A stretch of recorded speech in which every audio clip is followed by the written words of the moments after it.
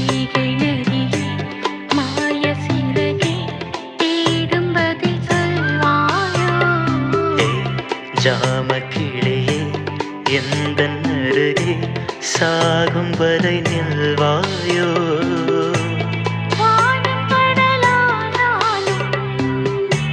நேரம் நின்று போனாலும் காற்றலைகள் ஓய்ந்தாலும் நம் உறவு மாயாதே பாசமலரே பாதி உயிரே இந்த கதை